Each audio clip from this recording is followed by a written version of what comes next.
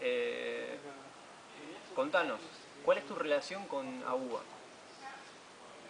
Pasamos 3 años en Argentina, viviendo en Buenos Aires, de los años 66 a 69. Y se dio el caso de que Samuel Escobar ah, estaba viviendo en Córdoba y él participó en la renovación de la obra de la BUA, que estaba renaciendo en esa época. Y al salir él para España, él quiso que alguien continuara lo que se había comenzado durante su estancia en Argentina. Y se dio el caso de que nosotros estábamos disponibles, vivimos en Bolivia, aprendimos el español en Bolivia, pero no teníamos lugar asignado, y al saberlo Samuel, él consultó con los dirigentes argentinos y entre todos nos extendieron la invitación de trasladarnos a Buenos Aires y ser obreros del movimiento argentino, siendo que no teníamos a dónde más ir. No, fue muy emocionante. Nunca habíamos pensado en la Argentina como destino y fue nuestro primer lugar de servicio activo en América Latina. Yo tenía en ese entonces 29 años y Marilén, mi esposa, tenía 25 años. Éramos jóvenes todavía. Llegamos con mucho entusiasmo y ganas de servir al Señor y ayudar a levantar algo más de su obra en la Argentina. Bien. Contanos un poco cómo era la época, qué se estaba viviendo en Argentina en ese momento. Llegamos el 1 de mayo.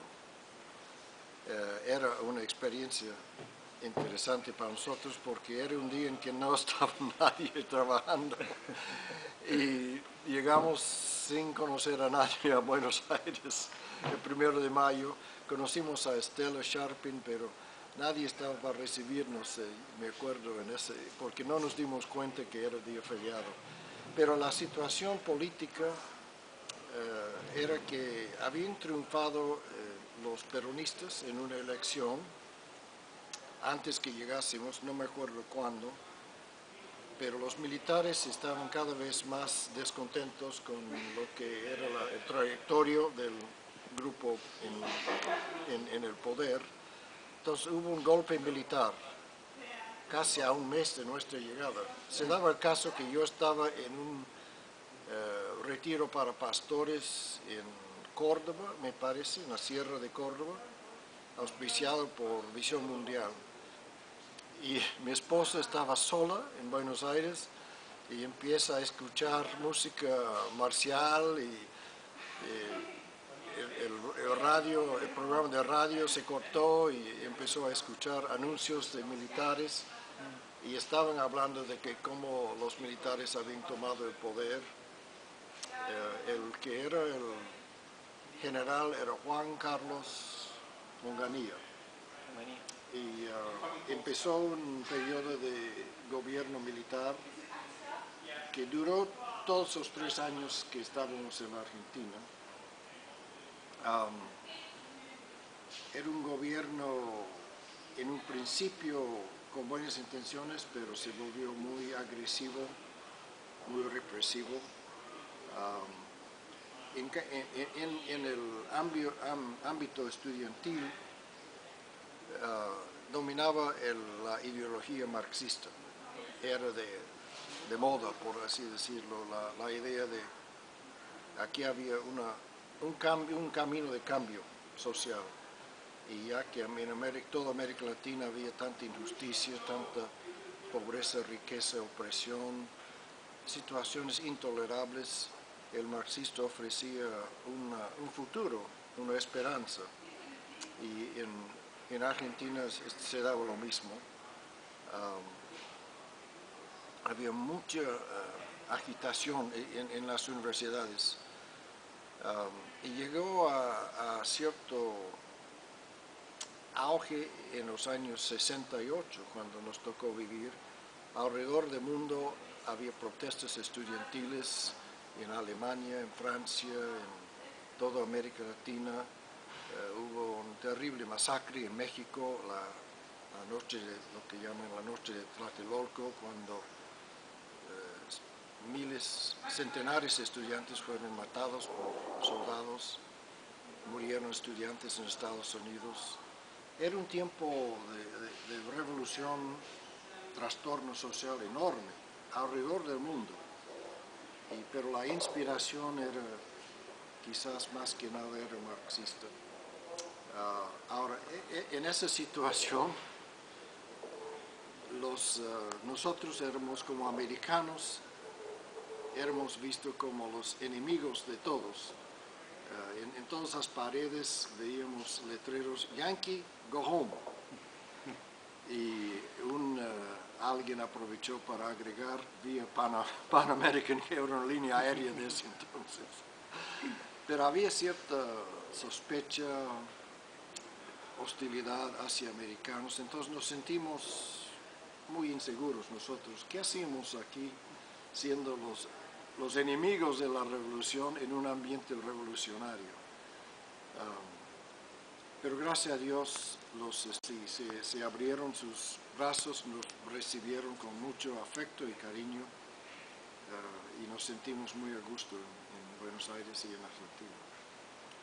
Bien, en el medio de ese contexto que nos estás contando, ¿cuáles fueron los desafíos y cuál fue tu trabajo en esa situación que estaba viviendo Argentina? ¿Cómo lo enfrentaste? Creo que el desafío mayor desde el punto de vista de la obra estudiantil era de continuar levantando líderes estudiantiles y para dar un liderazgo argentino al movimiento de la BUA. Porque nosotros teníamos, digamos, la tarea como obreros de la IFES o de la comunidad, de llegar, de establecer un movimiento nacional y de salir. La consigna de entrenar líderes y fortalecerlos, enseñarles a hacerse responsables de dirigir la obra y no depender de nosotros. Eso era la pasión principal mía. Además de que siempre en mi corazón hay una visión de abrir obra nueva. Siempre he sido un pionero de alguna forma, aventurero a lo mejor, o pionero. Entonces yo quería ver crecer, plantar la obra de la BUA en más universidades. Había un movimiento en Rosario, el que estaba frente era Oscar Marginet y otra persona, Silvia, me olvido de su nombre, fue producto de la obra en Rosario, fue a vivir entre los indígenas del norte unos años como misionero. Un grupo en Córdoba, en Buenos Aires y principios un grupo en La Plata. Me parece que y nació un grupo en Tucumán y luego, como les he contado un poco, en Resistencia, Corrientes en el norte. No había, en Salta un contacto, pero nunca llegué a visitar a Salta, estaba demasiado lejos para ir de visita. Así que te ibas en bus a todas esas ciudades para tratar de plantar un movimiento estudiantil. ¿Bus o tren? ¿Bus o tren? Yeah. No teníamos auto, teníamos que movernos con el transporte de tierra. No había dinero para hacer vuelos. Y Marilyn y yo, bueno, mientras estábamos en Argentina nos nacieron dos hijas, dos porteñas, Elizabeth, que era la favorita de los campamentos, que iba de persona en persona jugando con ella, y Mari, la segunda. Y nos movimos con transporte público. Viajes a Córdoba como 10, 12 horas, a Rosario 5 horas, 4 o 5 horas. Resistencia 18 horas o más, cuando llegaba a tiempo. Y La Plata tomé el tren. Había un tren urbano entre Buenos Aires y La Plata. Nos gustaría que nos cuentes alguna anécdota que recuerdes de esa época. Hay muchos, me acuerdo como dije, de primero la experiencia de mi esposa, de encontrarse sola en medio de Buenos Aires. Nos ubicamos en una zona, no nos dijeron dónde vivir, sino nos dieron opción de escoger dónde vivir. Entonces buscamos un lugar céntrico, alquilamos un departamento en la calle Ascuénaga, que estaba entre Rivadavia y Corrientes. Resulta que estábamos en medio de judíos y árabes, donde fabricaban ropa. Y estalló la guerra de los 6 días entre Israel y los países árabes, y nos encontramos en medio de dos grupos.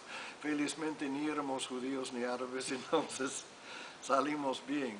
Pero mi pobre esposa se asustó cuando, estando sola en el departamento, pintando cuartos,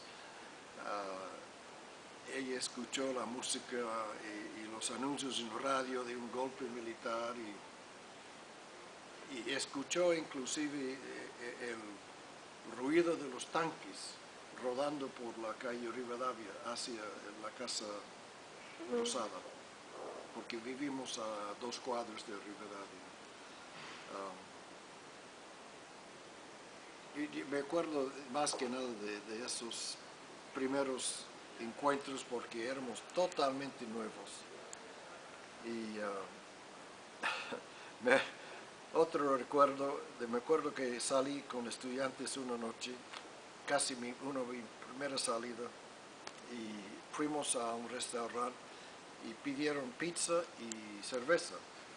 Y yo venía de una tradición donde los cristianos no tomaban ni vino ni cerveza. Entonces me traté de disimular un poco, qué sorpresa que aquí toman cerveza, pero me adapté pronto a la buena costumbre del vino y la cerveza y la pizza. No hubo resistencia en nuestra parte. Bien, y según nos contaste, tuviste el primer contacto con Silvia Chávez, quien luego fue secretaria general en el movimiento por cerca de 15 años. Así tengo entendido. Ella me escribió, se puso en contacto conmigo, como era yo como el secretario general de la ABUA. Había otro obrero, Felipe Luis, en Córdoba, y yo coordinaba más, trabajaba más con los grupos fuera de Córdoba, pero me tocaba fungía como secretario general. No sé si me dieron ese título, no, siendo un gringo, no sé si quisieran llamarle a un gringo de secretario general, pero era mi función. Silvia me escribió para participar, estaba en Bahía Blanca, muy al sur creo. Nunca llegué a conocerla en ese entonces, pero fue su primer contacto con la ABUA y tengo entendido que a partir de esa comunicación nuestra, ella tomó iniciativa, como Silvia sabe tomar iniciativa, tomó la iniciativa para participar en un campamento de ABUA y pues, como decimos en inglés, lo que sigue ya es historia conocida. Ella siguió como estudiante y como obrero y secretario general. La conocí posteriormente en 1 o 2 visitas pastorales para Argentina y en encuentros de la comunidad en Ecuador o Perú o mundial. No me acuerdo de cuáles lugares, pero ahí nos conocimos personalmente. Bien, Doc, nos hablaste de cómo estaba la situación, cuál fue tu trabajo, pero quisiera que nos contemos qué te dejó esa experiencia en tu vida.